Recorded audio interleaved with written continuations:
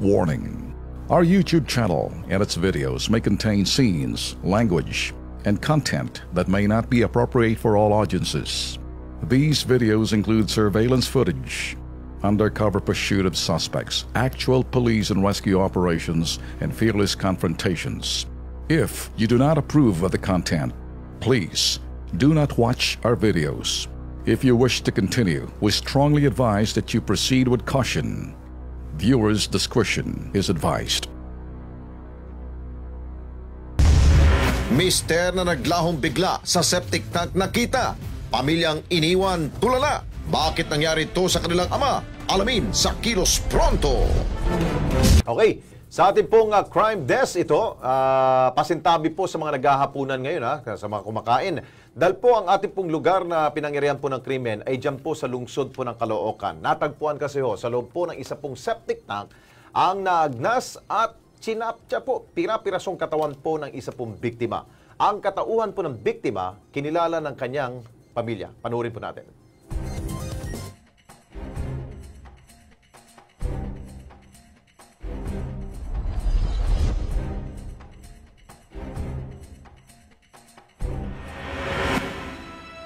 Tinawagan siya nung babae. Sabi niya, magkita tayo. Sabi naman ng mister ko, saan at anong oras? Sabi niya ganun. Magmula nun, hindi na dumating yung asawa ko pagkatawag sa kanya. Buwan ng Hunyo taong kasalukuyan, nakatanggap ng tawag ang 46 anyos na si Priscilo Salazar, residente ng Seven Hills, Barangay Santa Cruz, Antipolo City. Subalit, ayon sa asawa ni Priscilo na si Adelaida Salazar, 47 anyos, matapos daw ito ay tuluyan na nilang hindi nakita pang muli si Priscilo. Noong June 13 po, June 13, nung nawala rin po siya, na hindi na siya bumalik sa amin. Pagkatawag po niya noong June 13, hindi na po siya bumalik sa amin. Lumipas sa mga araw at buwan, nawala na ng komunikasyon at balita sa kanyang asawa si Adelaida. Hanggang isang araw, nakatanggap ng mensahe ang mga anak ni Adelaida sa kanilang mga Facebook account. Ang pangatlong anak ni Priscilo na si Riza, hindi niya tunay na pangalan, ang nakipag-usap sa tipster sa Facebook na ang profile ay isang Maria Banquiles. Una po kay kuya siya nag-message. Tapos nung nag-first message niya, nung pagkasabi niya po nung unang message niya, binlock niya na po si kuya. Tapos ako naman po yung nag-add sa kanya. Tapos ayun po, naging tuloy-tuloy na po yung communication po namin hanggang sa masabi niya na po na si Papa nasa ganung Poso Negro daw. Sa una raw, ipinagkibit balikat muna ng pamilya impormasyon tungkol sa kinaroroonan ni Priscilo. Pero sa kawalan ng lead sa kinasasapitan ng kanilang padre na pamilya, muli nilang kinausap ang tipster. Hindi pa po kami nag-reply kasi parang di naman po totoo eh. Tapos pinatulan po namin yung chat niya, tapos naging ganun na nga na nasa Poso Negro daw po si Papa. Hindi man nakilala ng pamilya kung sino talaga ang tipster, malinaw daw ang pake nito sa pakipag-usap sa kanila. Sabi ko sa kanya, sino ka ba? Bakit mo ba alam yung lahat tungkol kay Papa? Sabi niya, hindi na yun mahalaga. Ang importante, sinasabi ko sa inyo, gusto ko kayo tulungan. Sa impormasyong hawak, agad nang nakipag-ugnayan ang pamilya sa Caloocan City PNP.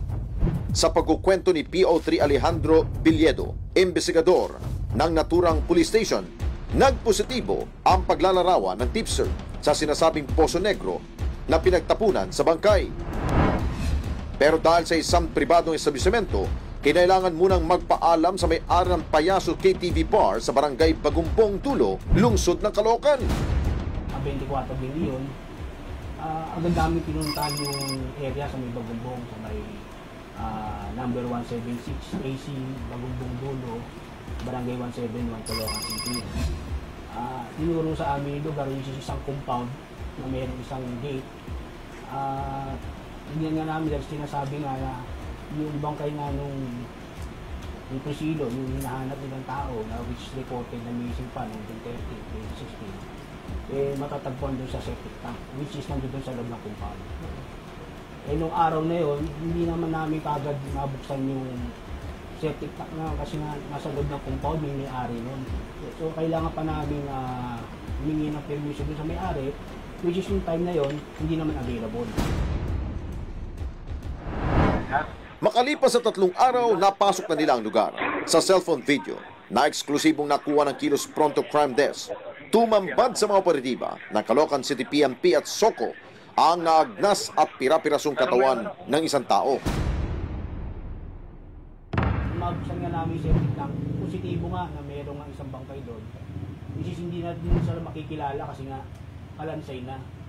Una namin na kuha ang parte is yung katawan. Dahil nga kalansay na, hindi namin kagad na kuha yung buo kasi nga yung septic tank punong-puno ng tubig, may mga binita ng tao. So nangailangan kami ng water pump. Dahil pira-piraso na lamang ang katawan at sadyang may nawawalang mga parte ang bangkay, dumipende ang mga investigador sa pagsasalarawan ng pamilya ni Priscilo ang huli nitong suot. May damit na kami na-recover, hindi mo naman ma-recognize kung puti siya kasi madumi-madumi na. Then sabi niya nakapantalon, pero ang positibo nilang kinilala na talagang makapagpakilala na talaga si Priscilo is yung belt daw. Kasi yun daw talaga yung belt na talagang ginagamit palagi ni Priscilo. So sa belt pa lang. Bukod sa tumugmang kasuotan, isa pang mahalagang bahagi ng ipagkakakinala ng biktima ang naituro ng kanyang misis. Tapos sabi ko yung ngipin niya, sungki-sungki sa baba. Pinakita naman po sa akin, sungki-sungki nga sa baba, yung ngipin niya. Sa pagkakatuklas ng labi ni Priscilo, malaking palaisipan ngayon kung sino at ano ang motibo na may kagagawan ng karumal-dumal na krimen. Bukas sa Kilos Pronto Crime Desk, alamin kung sino ang may pakana nito at sino ang taong nagtip ng bangkay sa Poso Negro.